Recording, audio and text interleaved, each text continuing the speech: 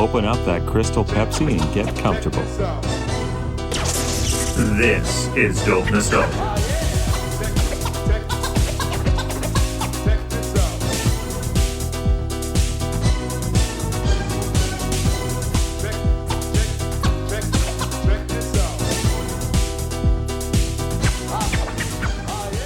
Hi, friends. Welcome back to Dope Nostalgia Podcast for episode 228. It's been a really crazy, amazing last couple of weeks because we've done so much for our 5th anniversary. And now we're looking forward into the future. And what a great guest today to do that with. His name is Mick Walsh. He was a member of the production group called The Adventures of Stevie V. Stevie V was Stevie Vincent, and he's still out there doing music. But there's been a big surge of interest in this one song since the release of the Netflix series called Monsters, the Menéndez brothers story, right? Dirty Cash, Money Talks. It's funny because I had already planned to do this episode way before that even happened, like before the Netflix series came out. And then the song blew up again and it started charting again, all because of that miniseries. Oh, a miniseries? I don't know what you call it, but you know what I'm talking about. Mick is here to share his experiences and tell us about all things Adventures of Stevie V. Here's a little bit of background information on the group. Wikipedia moment. Please bear in mind that Wikipedia is not to be taken as actual 100% fact. Any donkey could edit it at any time. If I'm reading you the artist's bio, that stuff is real truth. The Adventures of Stevie V was a British dance music act from, okay, bear with me, I'm going to try to say this correctly, Biggleswade, Bedfordshire, England. In the late 1980s and early 1990s, it scored several hits on the UK singles chart and the US Hot Dance Mix Club Play chart, most notably with the song Dirty Cash, Money Talks. Assembled by producer Steve Vincent, formerly of British funk band Touchdown, the group consisted of Vincent, Mick Walsh, and singer Melody Washington. Their most successful single was this one, Dirty Cash, a 1990 dance hit that crossed over to pop radio and hit number 2 on the UK singles chart, as well as peaking at number 25 on the US Billboard Hot 100 in 1990. An album, Adventures of Stevie V, followed, with a further 2 singles reaching the charts, Body Language and Jealousy. Stevie Vincent released a second album, Satisfy Me, in 1993, which featured a host of different singers, including soul divas Thelma Houston, Gwen Guthrie, Ruby Turner, and Beverly Brown, leading with singles Push to the Limit and Paradise. Today, joining us on the podcast, a member of the Adventures of Stevie V, the songwriter, producer, and amazing artist. Welcome, Mick Walsh, to Dope Nostalgia.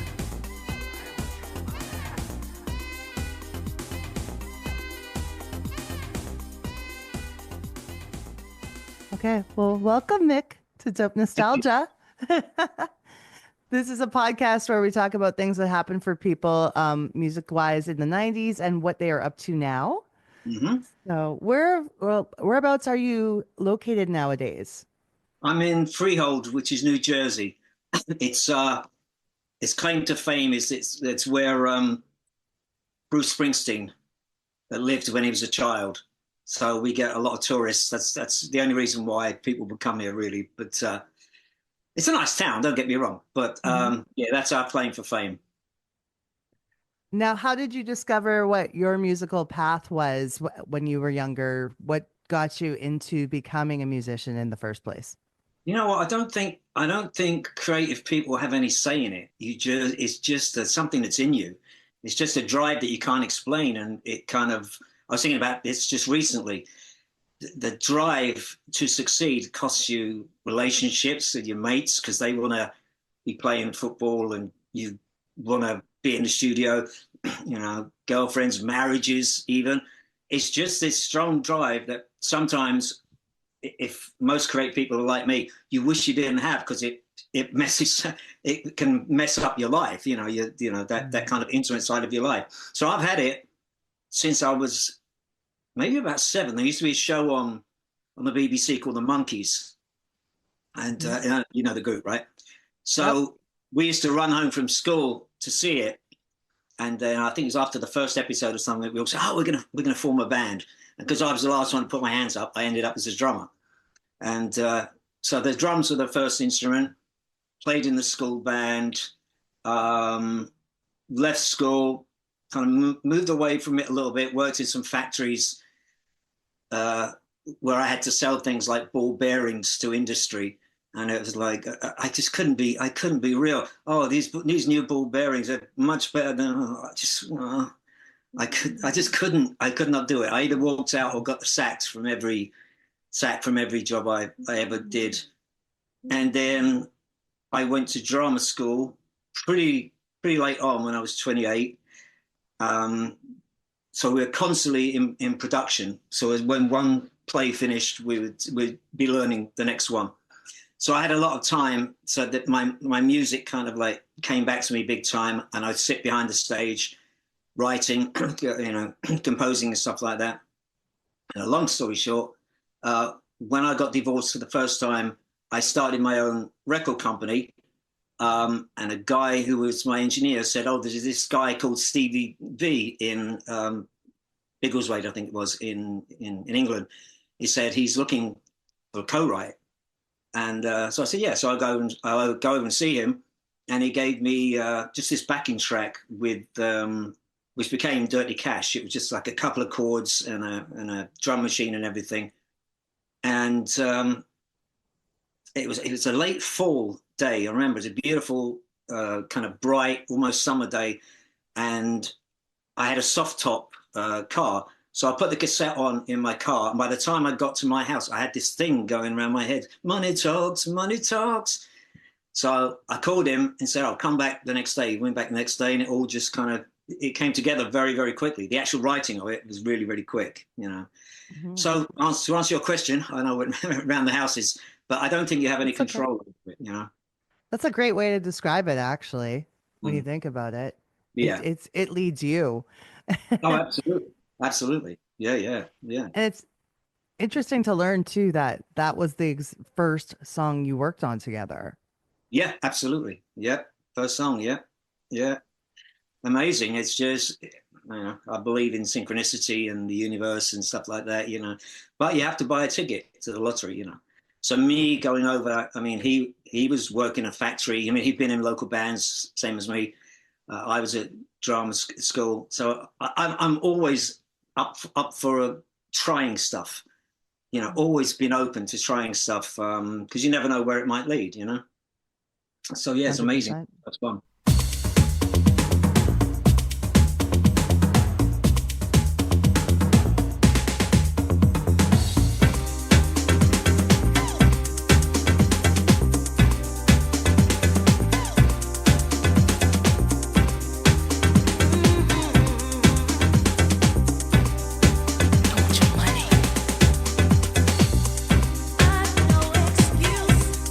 Just want you to use me.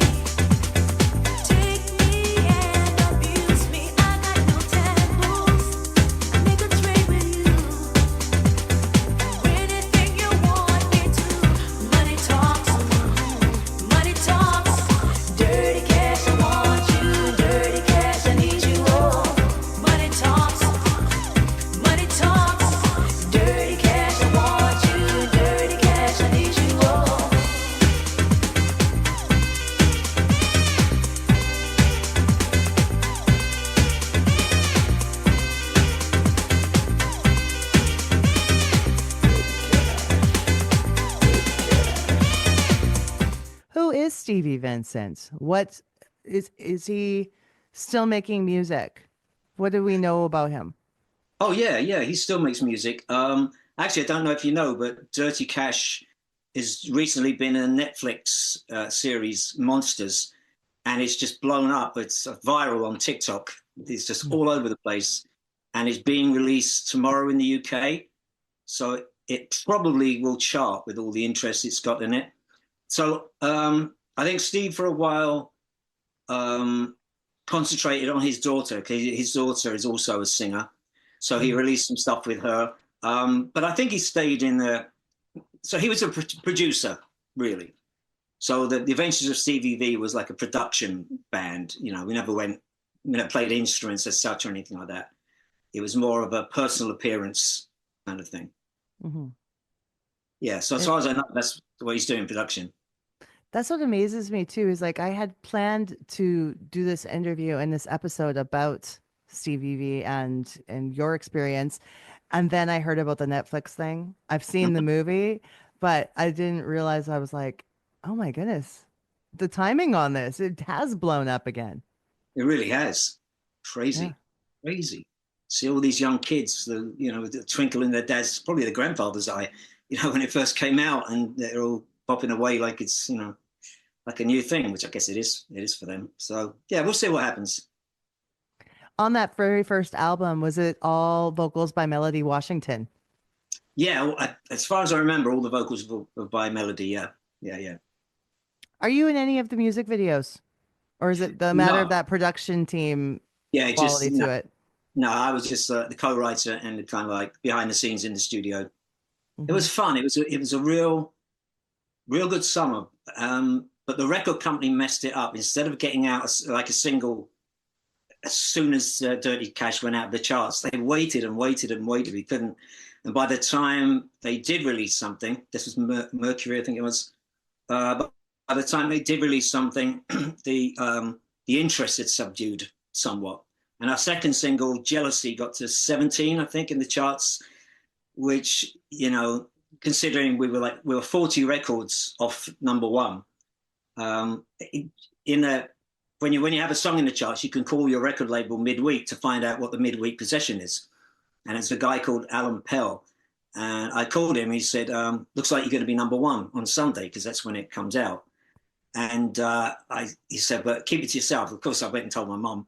So on Sunday, we're all sitting around the radio. It was like listening to like Winston Churchill's speech during the war or something, waiting for the chart positions to come out. And it came to, and now number two, the same as last week, Dirty Cash. And Killer by Adamski sold 40 units more than us to get to number one. That's all that was in it. Yeah. Wow. Yep. Yeah. And that was featuring Seal, of course, Mhm. who I later met in a bathroom in Los Angeles. And we had this discussion, which is a weird place to have this discussion, but. Who were some of your industry peers at the time? Oh, Adamski, Killer, Mhm. Beats International, Soul to Soul. Yeah, all of those kind of like dance. House was massive. Prior to that, we just came on at the end of the rave scene in the UK. So a lot of the initial public appearances were at raves. Some of them, illegal. Some of them not so legal. And then, because Dirty Cash was first released in '89, and it was like a cursory release, they had to do it, the record company had to do it, and it got to, I think, number 98 in the charts. So the record company kind of gave up on it. But Steve's very, very driven and determined. We both are, but he's really, really driven. So he was dragging us all around the country to do public appearances, even though it looked like we'd been dropped with the record company. Coincidentally, around about that time in New York, there was a mixer and DJ called David Morales, who mixed a lot of the big names. He loved it and volunteered to do a remix of it. And it won some major competition. So he got massive publicity. Then all of a sudden our record, oh, that's a great record. Yeah, oh, that's fantastic, So they released it, and then it got in the charts, number 28, number 17, number 5. Then we knocked Madonna off number 2 spot with Vogue.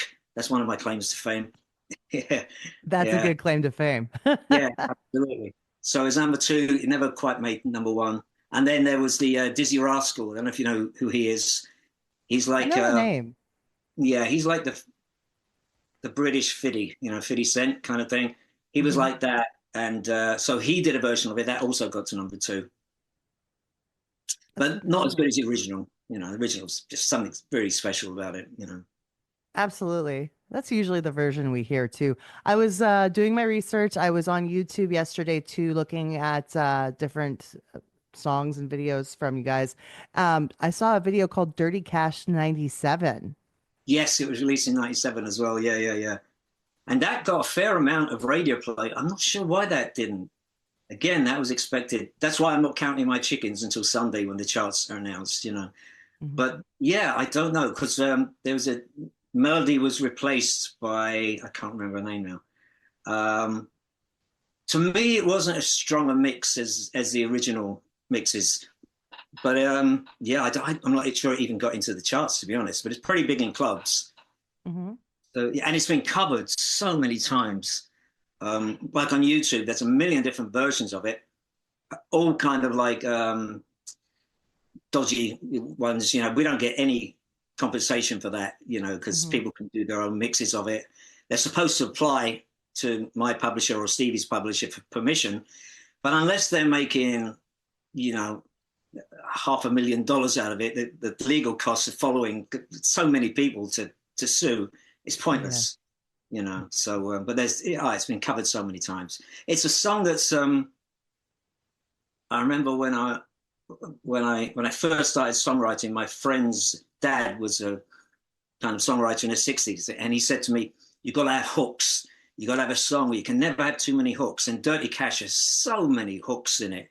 Just that saxophone line, just on its own, Yeah.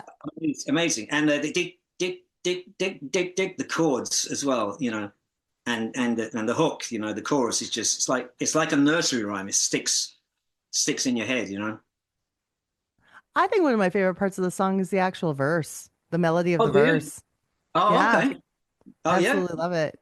Yeah, yeah. I wrote the verses in about 20 minutes, kneeling on the floor in my bedsit.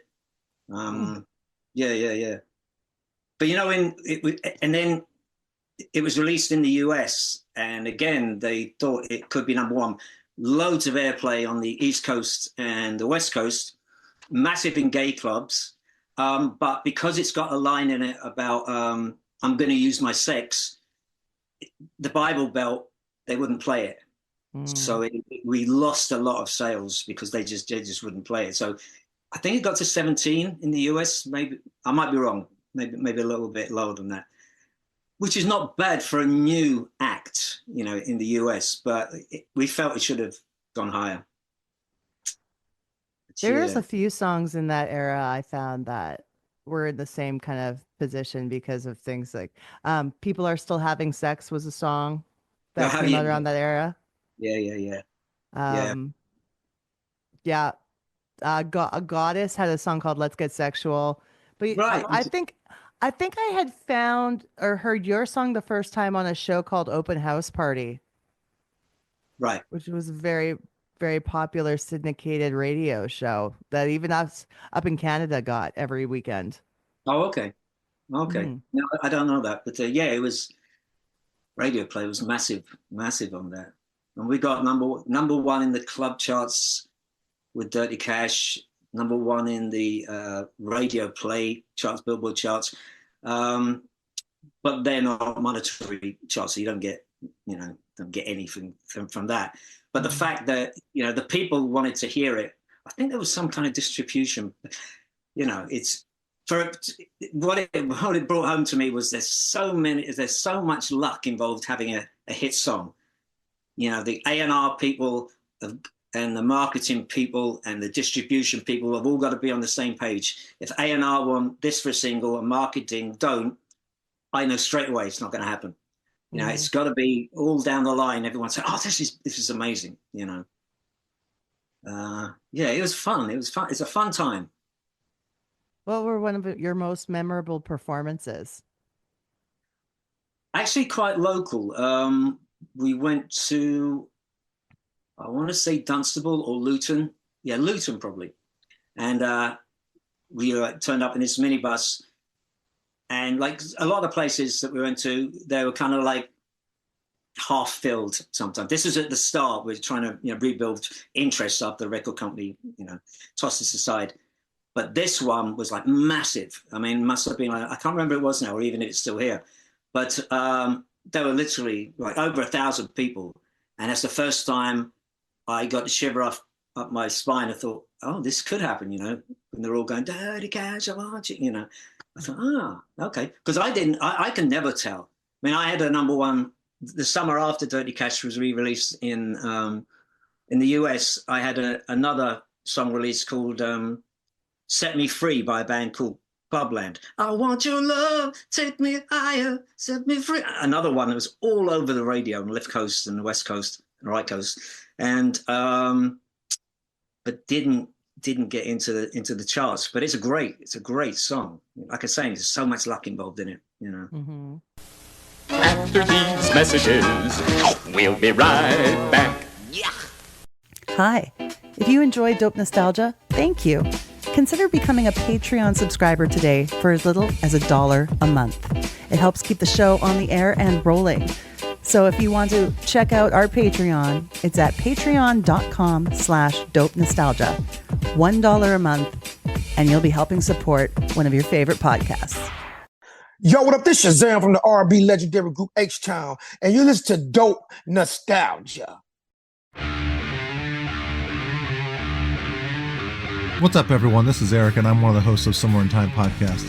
Somewhere in Time is a podcast that takes a look back at hard rock and metal albums celebrating milestone anniversaries. Join me, Tim, Joe, and Keith as we travel back to the 90s, 80s, and 70s and revisit albums we grew up with, but also albums that we may have missed or our guests may have recommended.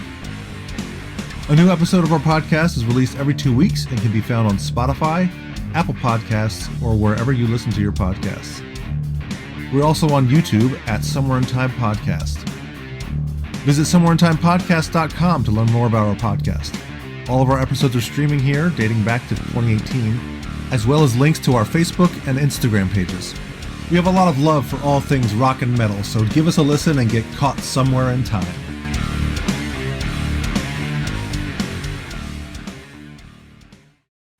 Coming up next, it's outrageous cartoon action with Donald Duck Presents. Then rock with the kids from Kids Incorporated. Then it's wild, it's a party, it's the Mickey Mouse Club. It's all next.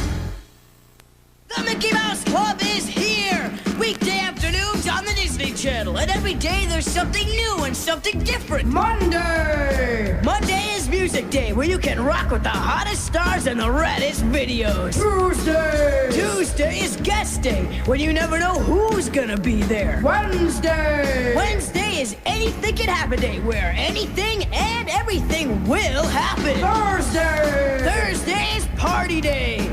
Need we say more? Friday! Friday is Talent Day, where kids all across America will be put into the Mickey Mouse Club Hall of Fame. Monday, Tuesday, Wednesday, Thursday, Friday. Any day and every day. The only place to be is the Mickey Mouse Club. Did you get involved with using the internet in its early stages in the 90s and discovering how to use it as a tool? I didn't till after Dirty Cash. I was like, I didn't do well at school, mainly because I wasn't there much. but I convinced myself that I wasn't very technical. So I didn't, Stevie kind of did all the technical kind of stuff. There wasn't, so when did we write that? 1989. It was more, yeah, the internet came out more in the mid 90s when it was in its infancy with people, I think. Right. So it would have been after that time. But right. Later at that time, did you find it effective in using it for your career? I don't think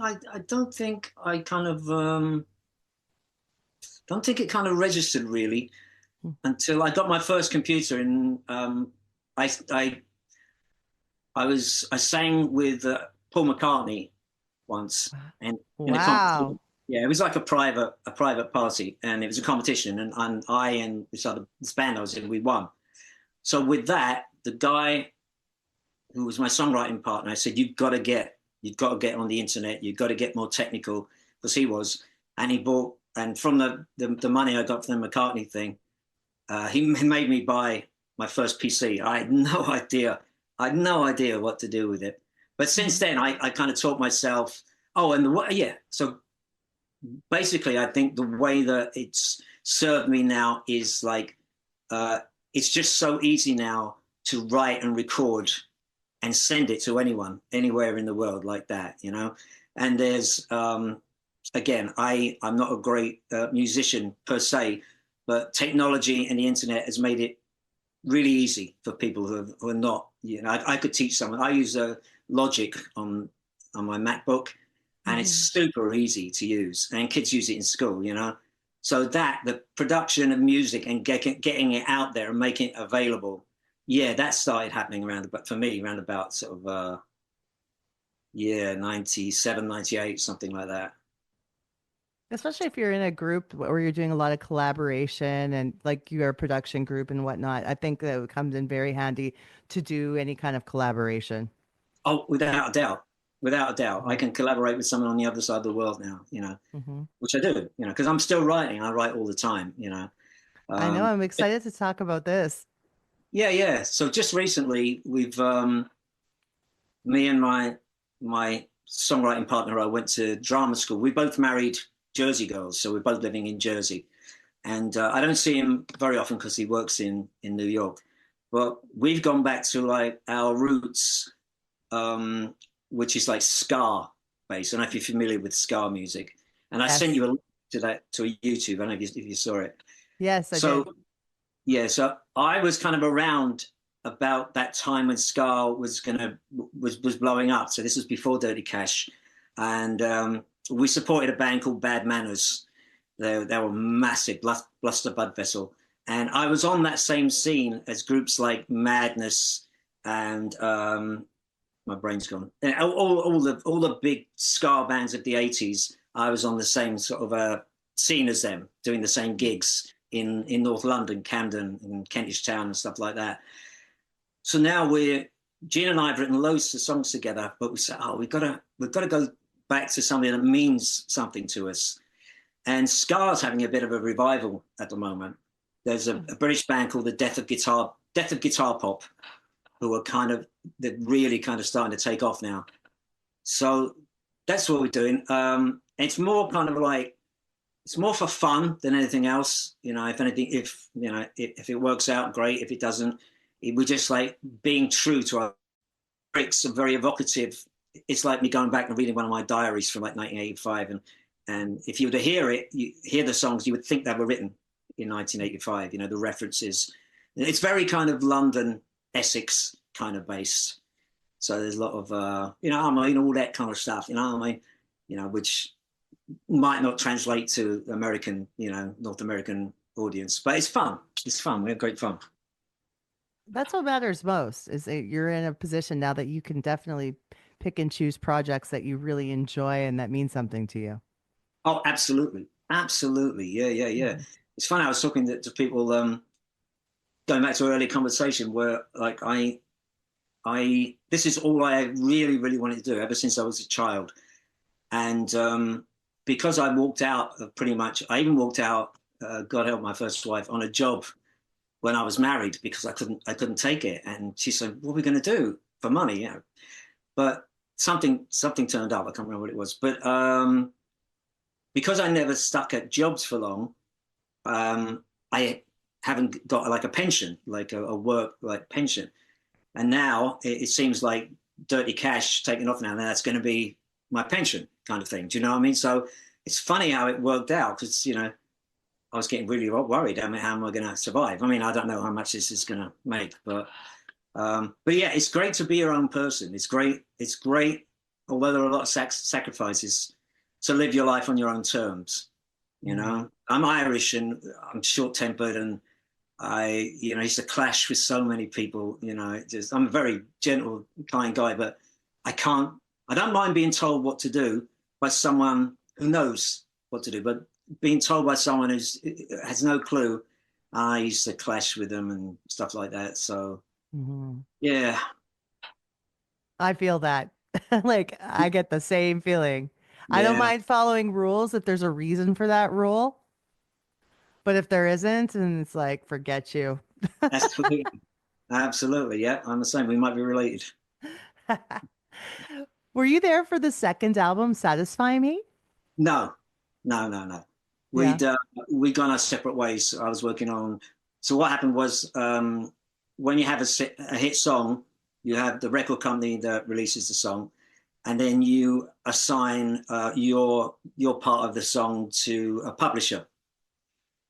And I went with Warner Chappell, and I don't know who Steve went with anyway.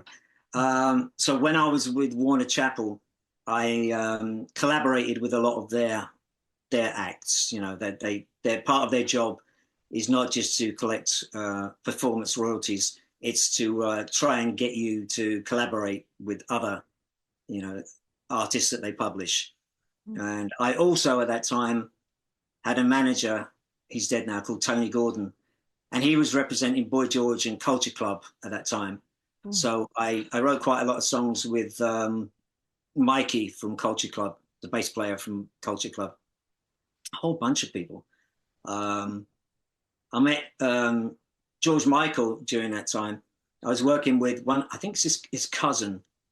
I can't remember his name either, Andros, I think. So we're around at his flat in London, and we were working away writing this song. And he said, I hope you don't mind, my cousin's coming around later on to pick something up. I'm like, okay, yeah, sure. Didn't even think anything of it. So the bell goes about like 10 o'clock at night, and we're still working. And I hear this, oh, yeah, how you doing? Yeah, come in. And Andros, if that was it, I can't remember. He said, oh, Mick, do you want to say hi to my cousin? And I turn around, it's George Michael. Yeah, that doesn't happen every day. Yeah, it was just a magical time. Like, it's like, that was a time when I, you know, met McCartney, and it was like everyone I knew was kind of famous, you know. You'd see them on TV on a show, either actors or musicians. And sometimes I'd walk around the supermarket, and because I'm so used to seeing like famous faces, I'd walk past someone, is that? And it obviously wasn't, you know. But it's a very strange, surreal situation, and going to like parties. And when you're successful, you get a whole bunch of free stuff, you know. And I got these free memberships to these like top clubs in London and stuff like that, full of like models. And that was, but like everything, it destructs, you know, it goes in on itself eventually, you know. The bubble bursts. You know, bubble bursts. I remember having that conversation with Boy George, and he said to me, you know, eventually the bubble's going to burst. And I'm thinking, not me, yeah, not me. But it does, you know. And that's where it, sorry to interrupt. That's where it takes the tenacity to keep going. You know, a lot of people, they get, you know, a setback or a couple of setbacks, and it just knocks the wind out of their sails. But you have to, or you don't have any choice. But, you know, if it's in you, you'll get back up again, you know, and fight back. The perks are fun for a while until they implode. Yeah. Exactly. Yeah. But then you realize you find yourself again in what you were doing this for in the first place, right? Exactly. Yep. Actually, like making it, you know, commercially isn't really why musicians become musicians. It's just that drive, you know. If something like that happens, then that's great. But, you know, it's like I saw Robert De Niro and Jerry Seinfeld and a bunch of people, and Tom Hanks sitting around a table talking about success. And Tom Hanks said, the thing you have to remember when you're successful is this too shall pass. And the thing you have to remember when nothing is working out is this too shall pass, you know. And it's true. Everything has this moment, and then it's gone. But if you keep at it, you know, long enough, you'll generally something will come back again, you know. You got to keep your head above the parapet, you know. It's true. Is there an album track or deep cut that you wish would have been a single? It was going to be in a movie, Living for the Weekend on the first album. That was going to be in a movie. I think it was called, I might be wrong about this, Educating Rita. I'm not sure, but it was some movie. And that's what the lyrics are about, you know. I thought that was a great song. And I actually think the follow-up single to Dirty Cash, Jealousy, That was a really good song as well. It really is. I love Great. that song. It's a great song. It's really got that same attitude that Dirty Cash had. So I don't know if that's going to be re-released. I don't know. We'll see. But yeah, what else is? Oh, Hooked on the Groove. That's another one I thought would be a good one. Yeah, it was a good album, I thought.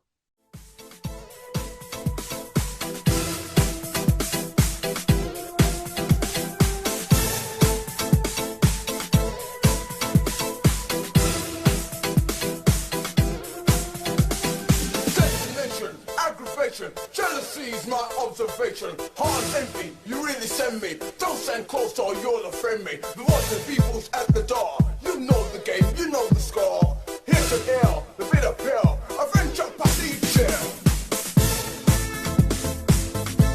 You know, I work hard for the things that I've got. You just need to get up off your behind and get yourself together. No, don't be ragging on me for trying to do my thing. All the time, of humor and emotion. Don't get greedy. Share your feelings with the needy. Can't you see it's a drop in the ocean? Why so resentful? Though your life is uneventful. No contempt, no regard for your brother. Growing older, with the chip upon your shoulder. Do your best to respect one another. Show compassion if you want a slice of action. Oh, jealousy, you want everything that I've got. Wanna have your cake and eat it. Jealousy, easier to have than have it not. Wanna have your cake and eat it. Sometimes you can have such a song that you love and it doesn't do anything on the charts, and it's such a shame because you're just like, this song needs another chance. Yeah, absolutely. Absolutely. Yeah. And speaking of your current project, where can we find more information about it? I'm going to share the video you sent me, but Okay. also where can people find what you're doing now? Okay, so if you go to YouTube and put Fade to Grey Productions in there, Grey, Gray, you'll see what we're up to, what we're posting and stuff like that. I'm getting behind with my posting because I also do a little bit of modeling. I'm a senior model. So I've been really, really busy with auditions and stuff like that. And I got inches away from a commercial with David Beckham, playing David Beckham's dad. And I booked a job the day before that. It was a commercial that overran, and I was their first choice, but you can't keep David Beckham waiting. So I missed out on that. But it's just funny life. It's in 2020 I had cancer. I had prostate cancer. Got divorced from my wife. Trying to find somewhere to live that I could also keep my dog. And nobody was letting you inside their place to look anywhere. Anyway, eventually I got this place for really good price actually. And that first Christmas after I broke up, we had a power outage for 2 days. So Christmas and Boxing Day, I'm sitting here in the freezing cold, no TV, no heat, and I'm thinking, where do I go now? What do I do? Starting again, and then slowly, bit by bit, you take those first steps. I thought I did a little bit of modeling when I was in my teens. I thought, I wonder if I just, I have muscular dystrophy, so my model agent, they specialize in people with disabilities. So I thought I'll send them a photo, and they said, yeah, sure. It's almost like within 30 minutes we send it to them, and that's opened so many doors into acting now. I get really, really good auditions for good stuff, and my dream is to be in a Guy Ritchie gangster movie. Hence the new haircut. That's sweet. I'm glad things have worked out so well. That's incredible. Yeah, it is incredible. It is incredible. And I'm not done yet. We'll see what happens, see what else the universe has in store for me. I'm behind you 100%. Thank you. I appreciate that. And then we'll definitely share what you're up to now on the show. And I just really want to thank you for taking the time to speak with me today. It was really, really informative, and I can't wait to share it with everybody. Thank you so much. It was fun. I'm glad you asked me. You'll always be a rude boy. You're just a rude boy. Midlife crisis. Rude boy. When you were a kid, everything was bright and shiny. Life was new, couldn't wait for tomorrow to come. Now the hands of time fully rubbed beneath your 2 feet. You got a hole in your soul and you smile through gritted teeth. Let me tell you about the story of the birds and bees. Daddy loved you, mommy, and they both had needs. Your dad was on the out, your mum was flushing bright. 9 months later, you were right. Rude boys don't get older, just a little runner in the shoulder. Get your grey head down to the Jamaican sound of Camden Town. Your good looks fade and your vision starts to dim.